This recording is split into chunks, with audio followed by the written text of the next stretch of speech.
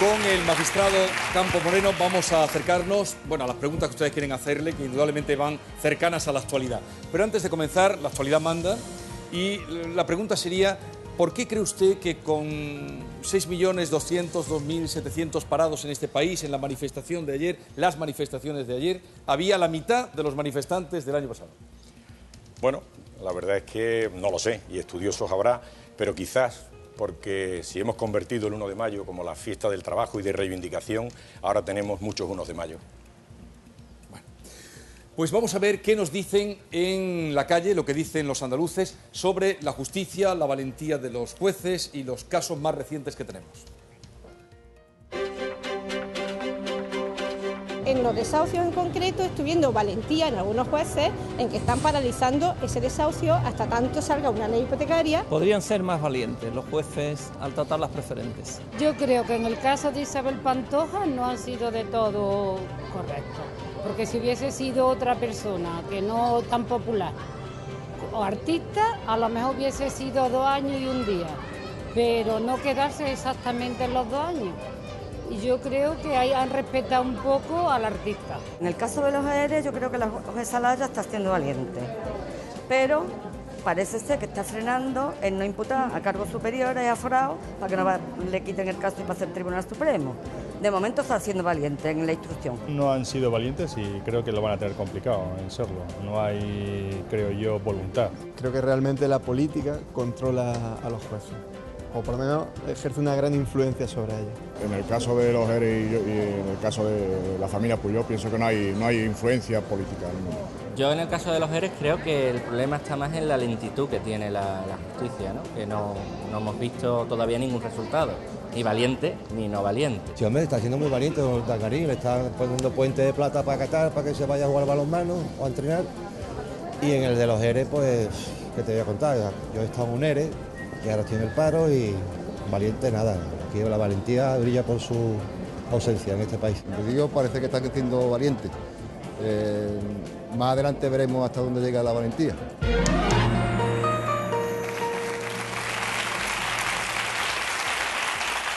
Más adelante veremos hasta dónde llega la valentía. Eso ya lo veremos, ¿no? Bueno, no creo que se le tenga que pedir a los jueces valentía. Los jueces actúan sometidos al imperio de la ley y lo que hace falta es que realicen su cometido, como creo que se hace, con independencia. Bueno, usted es la primera vez que viene al programa, la calle opina, el público pregunta, tiene muchísimas ganas todos y a usted le toca responder. Será un placer. Bien, vamos a comenzar por Jaime. A ver, María José, adelante, tu pregunta. Buenas noches, señor Campo. Buenas noches. ¿Nos podría usted decir qué circunstancias se deben de dar para que haya un nuevo juicio respecto al caso de Marta del Castillo? ¿Sería suficiente con la nueva declaración de Miguel Carcaño o sería necesario también encontrar el cuerpo de Marta del Castillo? Sí, muchas gracias por su pregunta. La circunstancia de una situación ya juzgada requiere 2 elementos fundamentales. Uno, la aparición de nuevos hechos o la aparición de nuevas personas en relación a esos hechos. Ahora, tenemos que tener en cuenta que estamos hablando de una cosa juzgada, es decir, que se ha sentenciado y además de una manera firme. Por tanto, es necesario, y todos creo que lo entenderán perfectamente, la necesidad de otorgar seguridad jurídica a nuestra convivencia.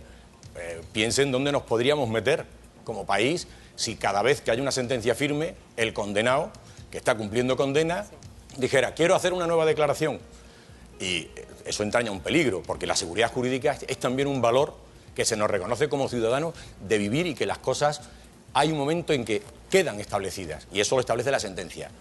¿Cómo se puede reabrir un asunto? Efectivamente, con unos hechos nuevos que aparecieran, o si, por ejemplo, apareciera el cuerpo de Marta del Castillo, evidentemente eso reabriría la investigación, por lo menos en relación a ver las causas que determinaron su muerte, lo que no quiere decir nuevamente que necesariamente haya un nuevo juicio.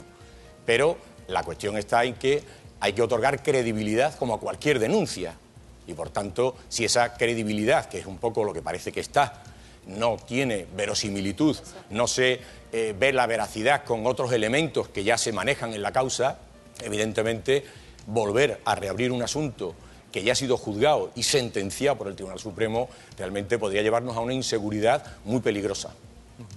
Vale, ¿Respondida? muchas gracias. Gracias. Por cierto, magistrado, ha habido una noticia, creo que cuando estábamos empezando el programa, por lo menos me ha llegado a mí, y es que el abogado de la familia de Márquez Castillo ha dejado de llevar ese caso. Bueno, aporto esa información a usted y a todos. Bien, bueno, realmente... ¿Le sorprende? No, es una opción y por tanto la pueden ejercitar. Si consideran que la persona que ejercía su dirección letrada, discrepa con la forma que ellos quieren que lo lleven, pues bueno, es un derecho a una nueva dirección letrada. Desconozco los motivos. Vamos a Almería. Amparo, adelante. Pues un poco al hilo de lo que comentaba la compañera. ¿Por qué el juez ha puesto en libertad sin cargos al hermano de Miguel Carcaño tan rápidamente y parece que esto va a quedar pues sin ninguna... Pues creo que, por lo que decía antes, porque no le ha otorgado credibilidad.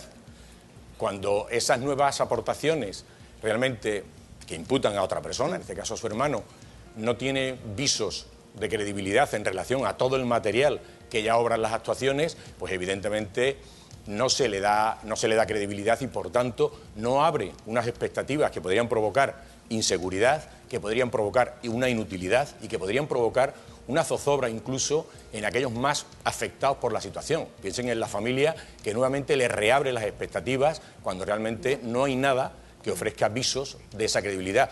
Y no nos podemos ocultar que aquí hay una realidad ya pasada.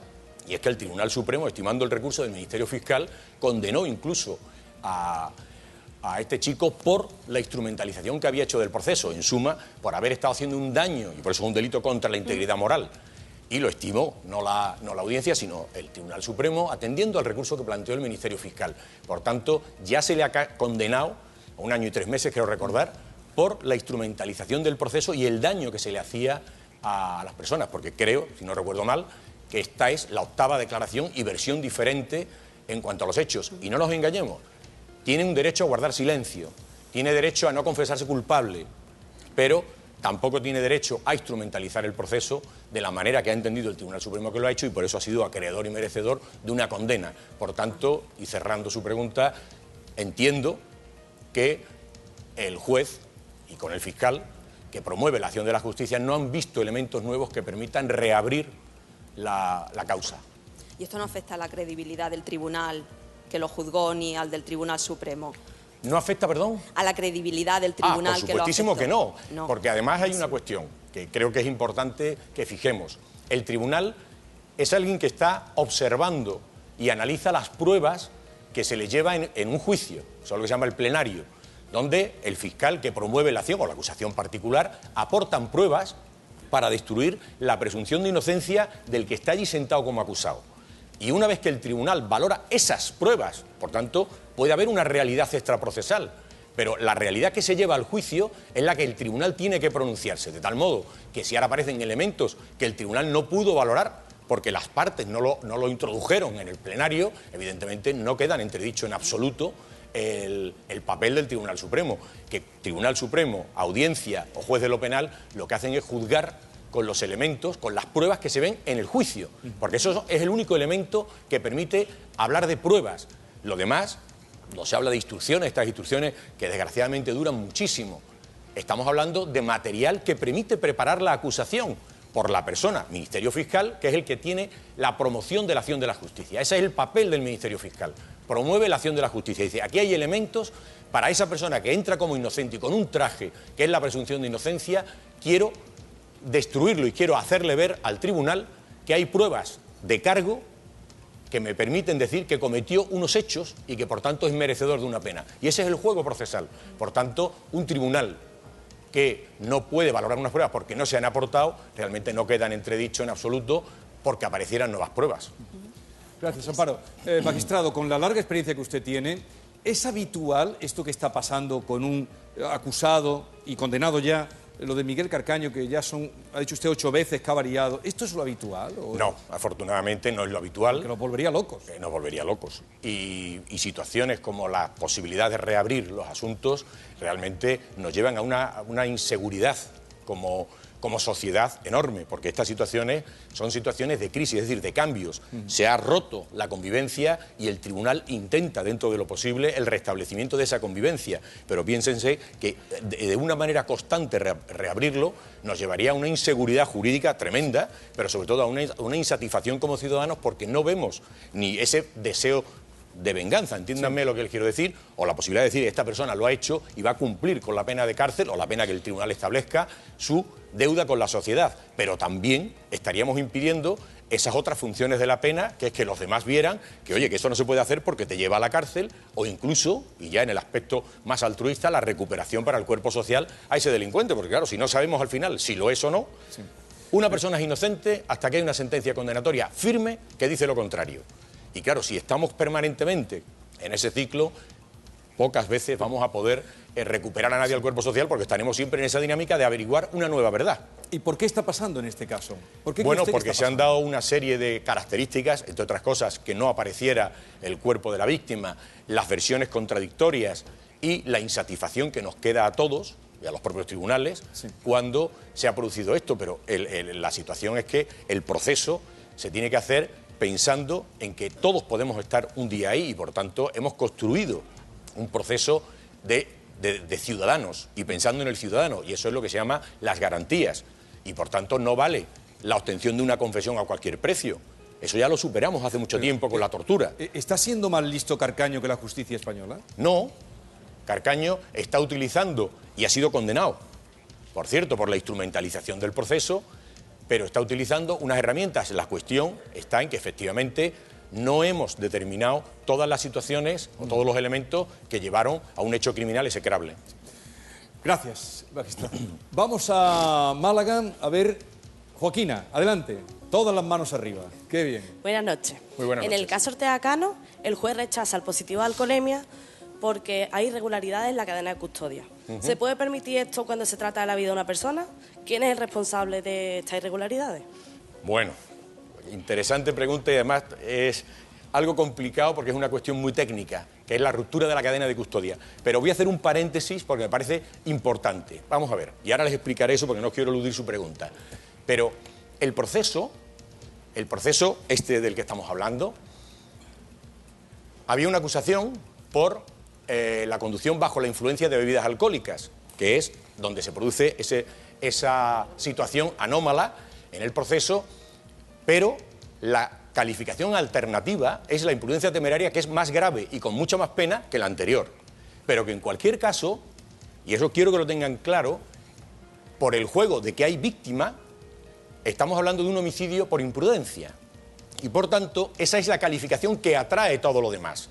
De tal modo que, si recuerdan, el homicidio por imprudencia tiene una pena que va de 1 a 4 años y, precisamente por venir precedido de una conducción temeraria, la pena se tiene que imponer en su mitad superior. Muy fácil. Esto quiere decir 1 a 4 años, 36 meses. La mitad, 18 meses. 1 año y 18 meses son 2 años y 6 meses.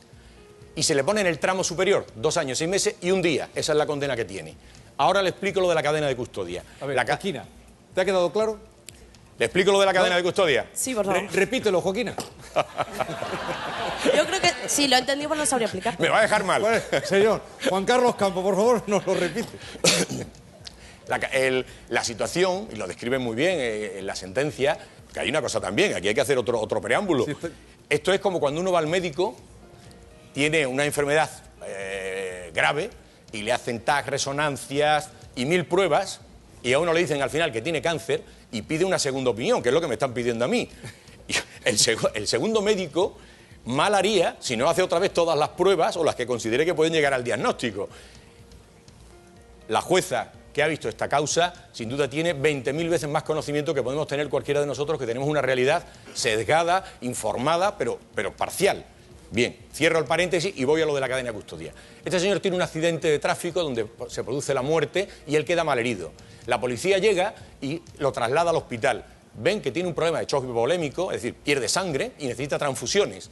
Y le hacen una analítica que es con una finalidad puramente terapéutica. Es decir, que le van a poner transfusiones de sangre y, por tanto, necesita saber todos los elementos propios del grupo sanguíneo, etcétera, etcétera. Esa es la prueba que queda ahí y que días después se le pide que se analice para ver si se puede extraer de ahí el grado de alcoholemia. Y lo que dice la sentencia es que no rechaza la invocación de nulidad de esa prueba. Es una cuestión que, bueno, si después quieren entramos, pero un poco más complicada. Porque es que nadie puede ser obligado coactivamente a extraerse sangre. Entonces yo digo no, y lo que me expongo es una condena por desobediencia, pero no me pueden obligar a sacarme la sangre por la integridad, etcétera, etcétera. Pero eso ya se tiene ahí. Y la jueza dice que la prueba no es nula. Lo que ocurre es que entiende que esa finalidad terapéutica no ha observado el protocolo de la cadena de custodia, de cómo se tiene que obtener, cómo se tiene que conservar, cómo se tiene que transportar, cómo se tiene que evaluar y cómo se tiene que entregar al tribunal. Que esos son los 5 pasos que tiene una cadena de custodia. Y eso vale para droga, para todos los elementos de prueba. Y ahí es lo que dice la jueza, que no hubo los precintos necesarios y que, por tanto, no cuestiona la validez de la prueba, pero sí entiende que queda desvirtuada la cadena de custodia. Está recurrido y ya veremos lo que dice el Tribunal Superior. Pero en cualquier caso, lo que sí me parece muy importante es no perdernos en esos árboles, porque dejamos de ver el bosque. El bosque es que el resultado penológico es por una situación más grave, que es la imprudencia temeraria, y el resultado muerte que absorbe en cualquier caso a cualquiera de los dos, de tal modo que sería la misma pena, la misma dosimetría penal y el mismo marco en el que se pudiera mover el juez, hubiera basado en la imprudencia temeraria o en la conducción bajo bebidas alcohólicas. No sé si se lo he logrado explicar. A ver, Joaquina, ¿sí? Sí, lo que yo creo que si pasa eso, en el hospital tendrían que tener una serie de normas para hacer eso. No busquemos culpables. El hospital, y esto es con carácter general, actúa terapéuticamente, va a salvarle la vida a una persona que está perdiendo sangre y, por tanto, se preocupa de lo que le hace falta, saber el grupo sanguíneo, etcétera, etcétera. No soy experto, con lo cual no sé exactamente cuáles son los parámetros que tiene que tener. Es el tribunal cuando después dice que si se ha acumulado, y eso además ya no se lo hacen en el laboratorio de urgencia, quiero recordar, pero en cambio se deposita después en el banco de sangre, por tanto, tiene unas actuaciones protocolizadas en relación a lo que se había obtenido. El problema está en que el protocolo, la cadena de custodia, cuando el análisis tiene una finalidad jurídico-penal, es distinta. Y, por tanto, entremezclar eso y en esa confusión, o en esa fusión, como quieran llamarle, es donde la jueza dice, vale, la prueba es lícita, no la declaro nula, pero tengo mis dudas de que no se haya roto la cadena de custodia y, por tanto, tengo dudas de que esa sangre, con los resultados que sostiene, que era 1,2, creo recordar, 1,26, es lo que me permite establecer el nexo directo entre la sangre que tenía en el momento del accidente y cuando se analizaron y se extrajo ese contenido etílico. Bueno, o sea, si le hubieran pedido permiso para sacarle la sangre, sí que hubiera sido válida esa Si prueba. lo hubiera dado, sí, claro.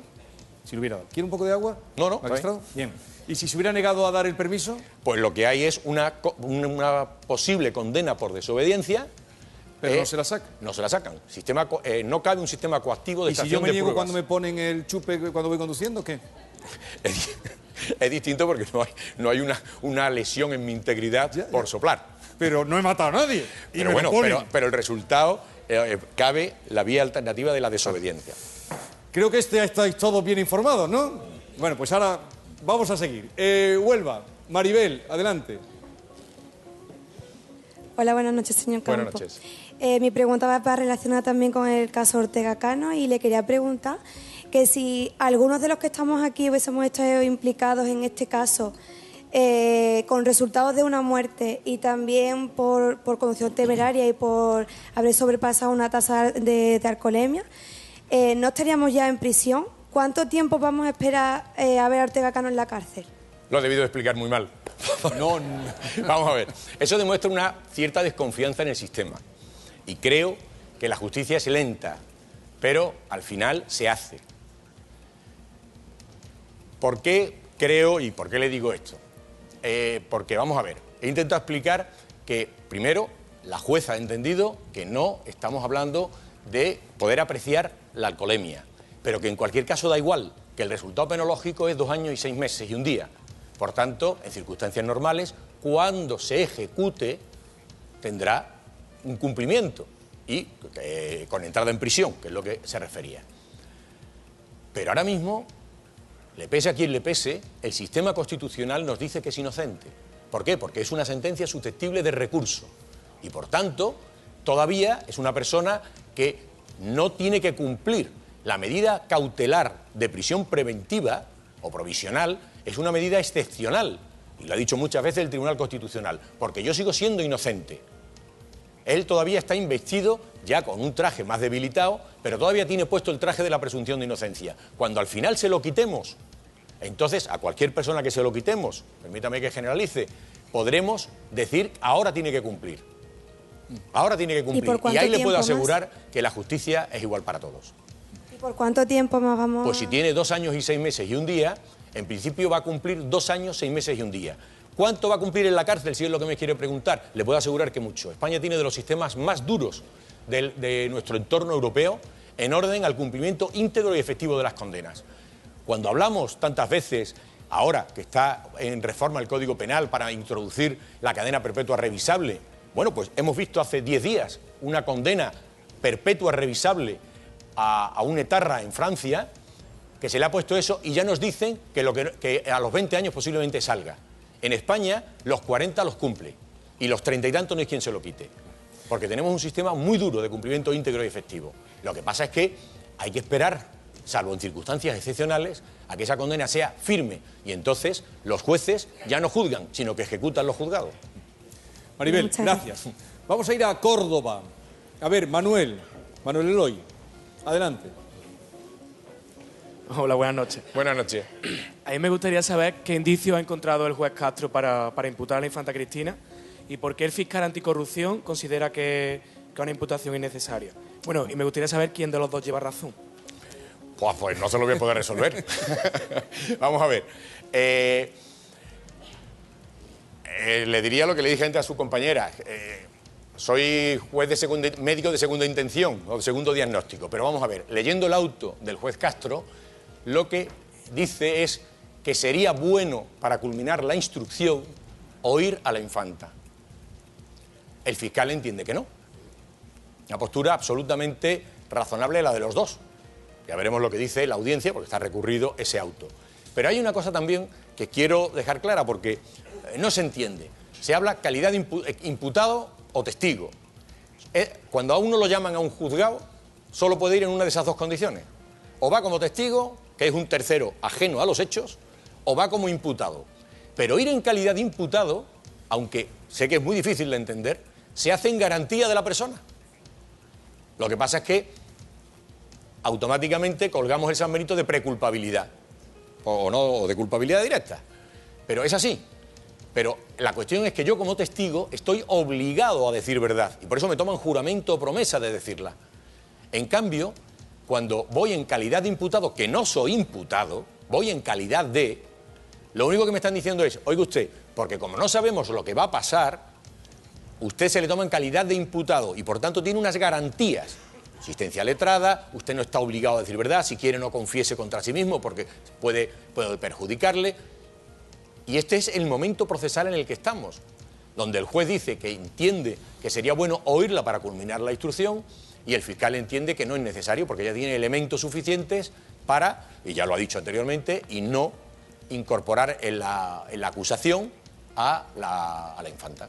¿Y por qué no se llama como testigo para evitar que pueda Pues porque mentir? En el caso de que después fuera como imputada, esa declaración no serviría, porque se le ha tomado juramento de decir verdad y precisamente a los acusados o al que va en calidad de imputado no se le puede exigir eso, porque hay un derecho constitucional reconocido internacionalmente y que es el precipitado de 300 años de lucha por conseguir que el proceso penal sea un proceso de ciudadanos. No se le puede obligar a decir lo que no quiere decir y que le perjudique. Distinto es lo que hemos visto antes de la instrumentalización del proceso o, perdón, otra cuestión posterior que puede ser que yo impute a terceras personas. Porque yo no entraría en el debate del derecho a mentir, no estoy ahí. Lo que sí digo es que tengo el derecho al silencio y el derecho a no confesarme culpable. Lo que tampoco tengo el derecho es a imputar el delito a otros, porque eso puede generar un delito que se llama acusación y denuncias falsas. Bien, seguimos. Gracias. Vamos a Cádiz. A ver, Manuel, adelante. A ver, mi Cádiz. Buenas noches. Buenas noches. Bueno, quería preguntarle por el caso de Isabel Pantoja. Bueno, va a recurrir la sentencia que la condena a 2 años. La Fiscalía también ha recurrido. ¿Esto puede salirle mal y al final ingresar en la cárcel de oro, como decía la copla? Un momentito, magistrado, un momentito. Interesante la pregunta de Manuel sobre el caso Pantoja, en la que va a responder enseguida nuestro invitado. Pero será después de la publicidad, cuando volvemos respondiendo a esta pregunta y a estos temas de actualidad. Isabel Pantoja, José Ortega Cano, Iñaki Urdangarín, Luis Bárcenas. Los magistrados responden todas las claves esta semana en Pido la Palabra. ¿Cómo está el estado de ánimo de los españoles? ¿Nos ha cambiado el carácter con la crisis? ¿Estamos más optimistas o más pesimistas? ¿Tiene dudas psicológicas? ¿Hay alguna consulta sobre su estado anímico que quiera hacer? Nuestra psicóloga de guardia, Patricia Ramírez, responde a todas las preguntas en Pido la Palabra.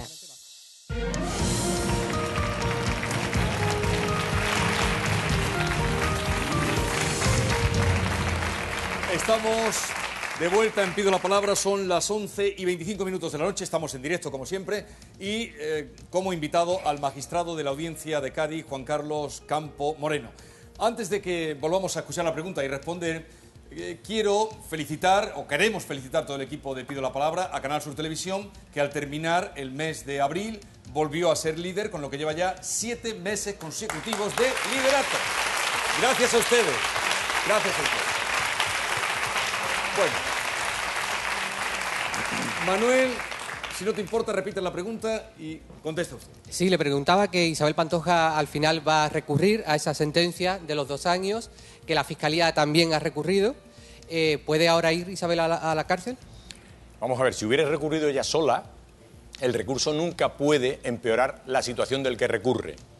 El problema está en que, como el fiscal entiende que también le es aplicable la continuidad delictiva, por tanto, el Tribunal Superior ve la cuestión con mucha más amplitud y, por tanto, podría modificarse el quantum de pena o cualquier otro resultado habido, efectivamente. Pero obedece a eso, obedece a que si ella sola hubiera recurrido, eso se llama la reformatio impeius, no puede perjudicarse mi situación. Pero en la medida en que también recurre el que promueve mi condena por una situación más alta, el Tribunal Superior tiene otra vez libertad de criterio para, analizando los motivos del recurso, poder ajustar lo que entiende que es más correcto en derecho. Por lo cual ella creo que no contaba con que la Fiscalía también recurriera. Eso no lo sé. Eso no lo sé. Lo que sí, el hecho, y bueno, me parece que es interesante esta observación, el hecho de que haya una condena de 2 años no quiere decir que no la cumpla. La va a cumplir, siempre. La cuestión es cómo. Porque el hecho parece que no cumplirla ya da la sensación de que es que no pasa nada y da igual que te condenen a 1 año que no te condenen, porque como no vas a la cárcel, no, cuidado. Primero, que la suspensión de la condena es facultativa para el tribunal. Es verdad que si se dan una serie de requisitos hay una tendencia a que eso se produzca, esa suspensión, pero dice el Código Penal es muy claro, los tribunales podrán. El podrán, por tanto, no es necesariamente, tienen que suspenderla. Entonces, se atiende a la peligrosidad criminal y al hecho, por ejemplo, de que no hay otros procedimientos. Son los 2 parámetros que marca el Código Penal. Y después, si no tiene antecedentes penales, ha satisfecho las responsabilidades civiles, pues se puede otorgar. Pero cuidado, estamos hablando de una suspensión que puede ir de 2 a 5 años. Y esto quiere decir que la sociedad le da una segunda oportunidad. Mire usted, es la primera vez que usted rompe el modelo y se le va a estar vigilando. Y por eso le decimos que si de 2 a 5 años usted no comete ningún otro delito, perfecto, este ya no lo cumple. Pero si incurre nuevamente en el delito, es decir, si vuelve a ser condenada, cumplirá por el nuevo y lo pasado. Por tanto, cuidado con esa alegría de no va a la cárcel. Efectivamente, puede llegar el caso de que no vaya, pero eso no quiere decir que es lo mismo que salir absuelto. Y además es facultativo. Muchas gracias. Manuel. Vamos a Granada. Eva, adelante. Hola, buenas noches. Buenas noches. Seguimos con el caso Pantoja. Una preguntilla. Ha tenido los 2 años de cárcel, pero además le han puesto una multa. Si no pagase esa multa, se le aumenta la condena en 6 meses.